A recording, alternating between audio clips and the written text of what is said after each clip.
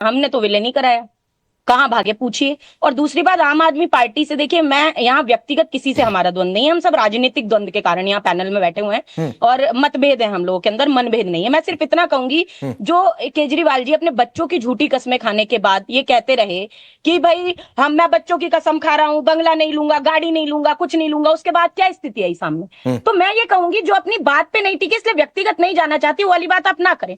आज अगर लड़ाई हमारी है तो विचारधाराओं की लड़ाई है। हम बात कर रहे हैं सांप्रदायिक सद्भाव की, भाजपा बात करती है सांप्रदायिकता की। हम उसे तोड़ने के लिए आपको आना चाहिए साथ में, तो आ जाइए आप, उसमें कोई दो मत दो राय की बात नहीं है। दूसरी बात मैं ये कहूंगी कि अभी शाजिया जी ने जो बात कही, ठीक है, मुझे लगता है कि हम पर्सनल प्रवचन ना दे। आज ये जरूरी है देखना कि देश की स्थिति और परिस्थिति है क्या। जो बच्चे मरे, जिन्होंने आत्महत्याएं की जब पेपर लीक हुआ, क्या वो हिंदू के बच्चे नहीं थे? मैं ये पूछना चाहती हूँ। और जमीन पर उतरकर जवाब देखेंगे। क्या मोदी जी ने ये नहीं कहा था कि जब हम आएंगे तो काला धन वापस आएगा, सबके अकाउंट में 15 से 20 लाख रुपए आ जाएंगे? आए क्या? साधना जी, एक छोटा सा सवाल है मैडम। मकान बनेंगे, साधना जी, एक छोटा सा सवाल है मैडम। स्मार्ट सिटी बनेंगे। एक तो हिंदू मुसलमान पर डिबेट नहीं हो रही थी, अलबत्ता आपने हिंदू का जिक्र कर दिया, तो पहलगाम में भी जो मारे गए वो हिंदू ही थे।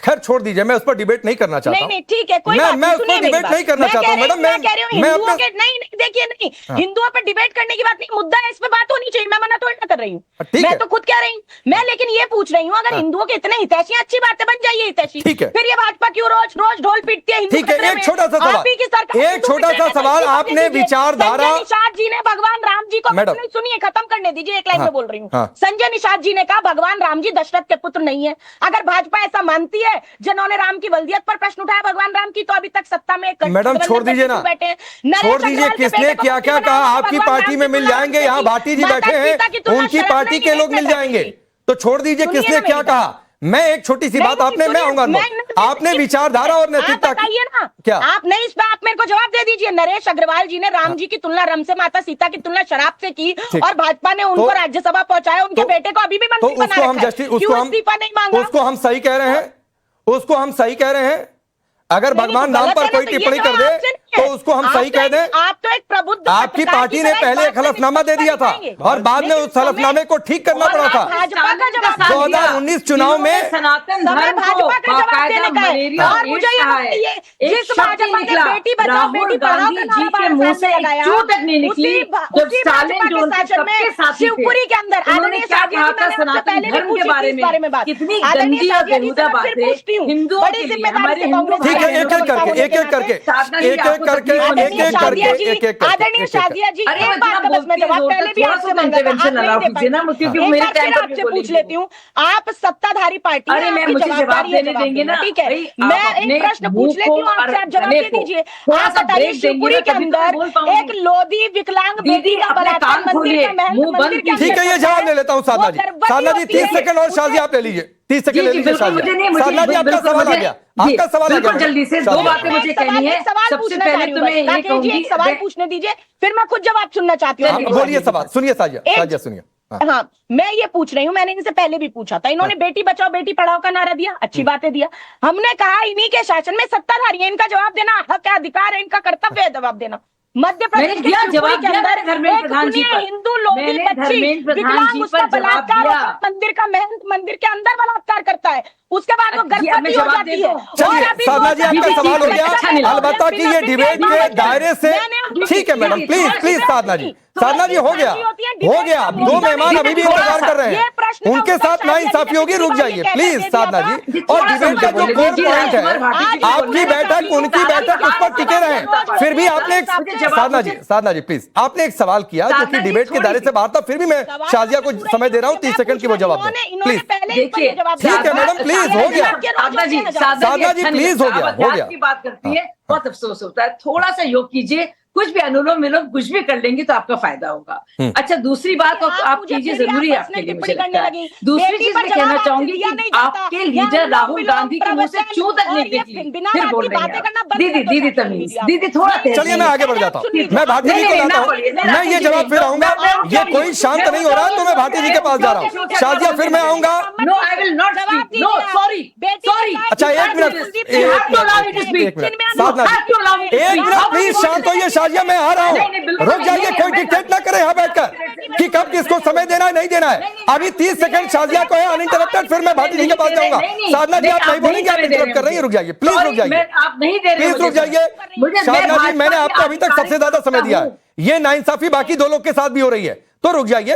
एक बार शाजिया से आपने कई सवाल दाग दिए। टिप्पणी करती हैं आप, बोल दीजिए। नहीं, मैं किसी बिल्कुल नहीं, पर्सनल टिप्पणी चाहे आपके खिलाफ हो या किसी के खिलाफ हो, मैं बिल्कुल एंडोर्स नहीं करूंगा और ना ही अलाउ करूंगा। कोई पर्सनल टिप्पणी चाहे शाजिया करे या कोई करे, मैं बिल्कुल नहीं मान सकता हूं। शाजिया 30 सेकंड प्लीज, अभी आप नहीं बोलेंगी प्लीज, साधना जी नहीं बोलेंगी, मुझे नहीं कहना पड़े प्लीज। सबका फायदा इसमें होगा। बोलिए शाजिया इधर उधर की बात नहीं, 30 सेकंड लीजिए, पार्टी के लिए मैं समझ लेता हूं, 30 बहुत ही सेकंड जल्दी से इनके सहयोगी ने सनातन धर्म के बारे में और हिंदुओं के बारे में, मेरे हिंदू भाई बहनों के बारे में इतनी गंदी और जलील बात कही है। मलेरिया और एड्स कहा है सनातन धर्म को। राहुल गांधी के मुंह से चू नहीं निकली, चू। आप जरा सोचिए, राम मंदिर के मामले में कपिल सिब्बल ने जाकर कहा है कि इसको और डिले किया जाए। तो कितना महिला यहाँ पे आकर जो प्रवक्ता इनकी है उसके मुंह से कुछ नहीं निकला, और ये है। और दूसरी बहुत जरूरी बात अनमोल जी ने बात कही थी, और ये बहुत जरूरी है कि मैं आपको सबको बताऊं, जो पूरे जीडीपी के तौर पर कितना फर्क है। सबसे ज्यादा कम इन्फ्लेशन रहा है भारतीय जनता पार्टी और एनडीए के दौरान पर, बहुत ही बल्कि कम हुआ है। इन्फ्लेशन जो यूपी के दौरान 9.5 था, जिसका जिक्र केजरीवाल भी करते थे, वो 2.4% हो गया है। सबसे कम ना सिर्फ वर्ल्ड में, भारत दो लोग नहीं बोले हैं। भाटी जी 2 सवाल हैं। क्या राहुल गांधी बतौर पीएम उम्मीदवार आप लोगों को कबूल है? क्योंकि बीजेपी ये कह रही है कि राहुल गांधी के इमेज को बड़ा करने के लिए यह बैठक बुलाई गई है।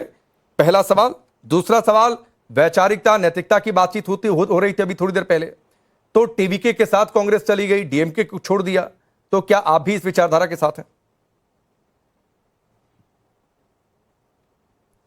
देखिए, एक तो आपने जो शुरू में सवाल उठाया कि ये हारे हुए लोगों की मीटिंग है, ये हारे हुए लोगों की मीटिंग नहीं है। इस मीटिंग में कांग्रेस भी शामिल है जिसकी कई राज्यों में सरकार है, इसमें नेशनल कॉन्फ्रेंस भी शामिल है जिसकी जम्मू कश्मीर में सरकार है, और ये गठबंधन बना था 2024 में, इंडिया गठबंधन। देश में 2 गठबंधन है, एक गठबंधन के केंद्र में सरकार है, दूसरा गठबंधन विपक्ष में है। ये लोकतंत्र की स्वाभाविक प्रक्रिया है। इसमें ये कह देना एक तरफ वो लोग, अगर केंद्र के हिसाब से आप हारा और जीता हुआ कह रहे हो लोकसभा के हिसाब से, तो निश्चित तौर पे एक तरफ लोकसभा में जिनका बहुमत है, जिनकी सरकार है, उनका गठबंधन है, दूसरी तरफ जो हम विपक्ष में है, हमारा गठबंधन है। लेकिन ये इंडिया गठबंधन की 7वीं मीटिंग हो रही है। एनडीए गठबंधन की कितनी मीटिंग हुई है क्या आप पूछेंगे किसी एनडीए वाले से? और इंडिया गठबंधन ने जो आज सवाल उठाए, जो आप कह रहे हो राहुल गांधी की छवि को सुधारने के लिए मीटिंग हुई है, नहीं, ये इस देश को बचाने के लिए मीटिंग हुई है। जो देश खतरे में है आज, देश की शिक्षा प्रणाली नष्ट कर दी है इस सरकार ने, देश की परीक्षाओं से विश्वास उठ गया छात्रों का, हर परीक्षा का पर्चा लीक हो रहा है, कॉपी बदली जा रही है, सूचियों में फेरबदल किया जा रहा है, नंबर घटाए बढ़ाए जा रहे हैं। शिक्षा मंत्री धर्मेंद्र प्रधान के रहते हुए नीट के 4 पेपर आउट हो चुके हैं, जो कि यूपीएससी के बाद सबसे महत्वपूर्ण एग्जाम माना जाता है। क्या उस शिक्षा मंत्री से इस्तीफा नहीं मांगा जाना चाहिए? भारतीय जनता पार्टी की छात्रों को पढ़ाने में और ज्ञान विज्ञान में रुचि नहीं है, इसलिए ये परीक्षाओं को और शिक्षा प्रणाली को नष्ट करने पर तुले हुए हैं।